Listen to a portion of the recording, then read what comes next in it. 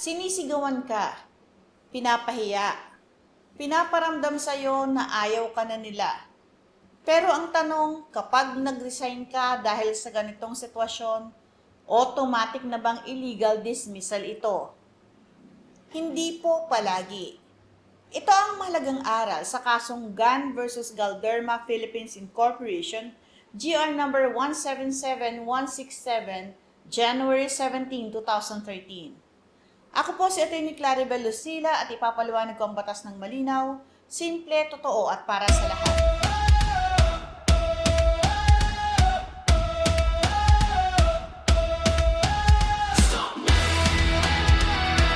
Taong 2020, binago ng Korte Suprema. Sa kasong ito, si Nelson Gan ay product manager ng Galderma Philippines. Magandang performance niya. Na-appraise pa nga siya ng maayos, nagkaroon ng salary increase, at nadagdagan pa ang kanyang company benefits. Pero kalauna, nagkaroon ng problema sa pagitan niya at ng management. Ayon kay Gan, siya raw ay paulit-ulit na hinaharas ng kanyang superior. Sinasabihan daw siyang mabagal, kulang sa initiative, at pinapa-reconsider pa raw ang kanyang pag-stay sa company. May revised incentive scheme din na pinatupad at ayon sa kanya, ito ay isa sa mga acts of harassment laban sa kanya. Dahil dito, nagsumiti siya ng resignation letter. Pero pagkatapos, nagsampa siya ng kaso at sinabi niya na hindi raw talaga voluntary ang kanyang resignation.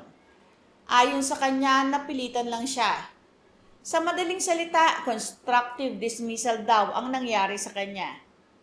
Ano nga ba ang constructive dismissal? Ang constructive dismissal ay nangyayari kapag hindi man diretsahang sinabing tanggal ka na, pero ang employer ay gumagawa ng mga hakbang na nagiging hindi na makatwiran, hindi na matatagalan o unbearable na para sa empleyado ang manatili sa trabaho. Ibig sabihin, parang pinapaalis ka nang hindi ka direktang tinatanggal. Pero tandaan po natin, hindi sapat ang pakiramdam lang na napipilitan ka. Sa batas, kailangang mapatunayan na ang resignation ay hindi talaga voluntary. At dito naging mahalaga ang ruling ng Supreme Court. Sinabi ng Supreme Court, hindi napatunayan ni Gan na siya ay constructively dismissed. Una, malinaw at diretso ang resignation letter niya. Nakasaad doon na nagre-resign siya upang magtayo ng sariling negosyo o mag-explore ng ibang opportunities. Ayon sa korte, ang resignation letter ay malinaw, categorical at nagpapakita ng intention to resign. Pangalawa, sinabi ng korte na ang resignation ay voluntary kapag may intention na bitawan ang trabaho at may actual act ng pagbibitiw. At kapag may resignation letter, ang empleyado ang may burden na patunayan na iyon ay bunga ng coercion o intimidation. Pangatlo, hindi raw sapat ang mga aligasyon ni Gan na siya ay hinaharas. Ayon sa korte, ang mga sinasabing salita ng superior gaya ng reconsider your stay, make your move, or the company would be better off without you ay hindi sapat para agad masabing may dismissal na. Maaaring sarcastic, maaaring suggestive, pero hindi yun automatic na katumbas ng illegal dismissal. Pang-apat, tinitingnan din ng korte ang personalidad at posisyon ni Gan. Hindi raw siya ordinaryong laborer na madaling malinlang.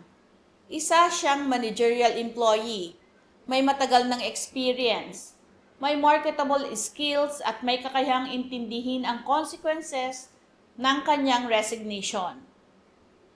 Dagdag pa ng Supreme Court, mukhang ang nangyari ay isang mutually beneficial arrangement. Sa madaling sabi, parang nagkaroon ng win-win solution.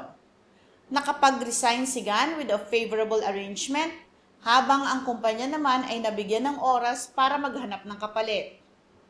Pero dito may importanteng part din sa desisyon ng korte na pabor din kay Gan. Bagamat sinabi ng Supreme Court na voluntary ang resignation niya at walang constructive dismissal, sinabi din ng court na mali ang immediate implementation ng revised incentive scheme. Dahil ayon sa company's own policy, kung babaguhin o ikakansela ang incentive program, kailangang may 30-day advance notice sa affected personnel. Sa kaso ni Gan, hindi ito nasunod. Kaya sinabi ng Supreme Court para sa April 2002, entitled pa rin si Gan sa monetary benefits under the original 2002 incentive scheme, hindi doon sa revised version. Ibig sabihin, kahit natalo siya sa issue ng constructive dismissal, may nakuha pa rin siyang adjustment sa final pay niya dahil sa improper implementation ng revised incentive scheme. Ang practical lesson sa kasong ito para sa mga employees, una, hindi lahat ng resignation under pressure ay automatic constructive dismissal. Kung sasabihin mong napilitan ka lang, kailangang may malinaw, positibo at convincing evidence ng coercion, intimidation o unbearable working conditions. Pangalawa, mag-ingat sa resignation letter. Kapag malinaw at diretso ang laman nito, mahirap bawiin at sabihin hindi iyon voluntary.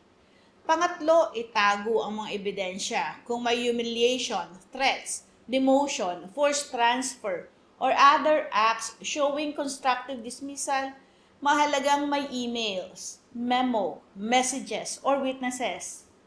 Para naman sa employers, oo, may management prerogative kayo bilang employer. Pwede kayong mag-reassign ng duties at mag-revise ng incentive schemes kung valid at reasonable. Pero kailangan pa rin itong gawin ng maayos, in good faith at ayon sa company rules at labor standards. At kung may notice requirement ang policy ninyo, sundin ito. Dahil kung hindi, kahit hindi kayo matalo sa illegal dismissal claim, maaari pa rin kayong managot sa financial consequences ng improper implementation. Ang bottom line, hindi lahat ng pressured resignation ay constructive dismissal. Kailangan ng malinaw na ebidensya na ang resignation ay hindi tunay na voluntary. At sa kasong Gan versus Galderma, sinabi ng Supreme Court na voluntary ang resignation ni Gan. Pero may modification dahil entitled pa rin siya sa April 2002 benefits under the original incentive scheme. Kung gusto niyo ng malinaw, praktikal at tamang paliwanag ng batas, i-like, i-share, at mag-subscribe sa ating channel Attorney Bel Lucila. Dito ang batas ay hindi lang komplikado. Ginagawa natin itong naiintindihan ng lahat. Patuloy po kayong manood, magtanong at matuto ng tungkol sa batas. Magandang araw po, ako si Attorney Claribel Lucila.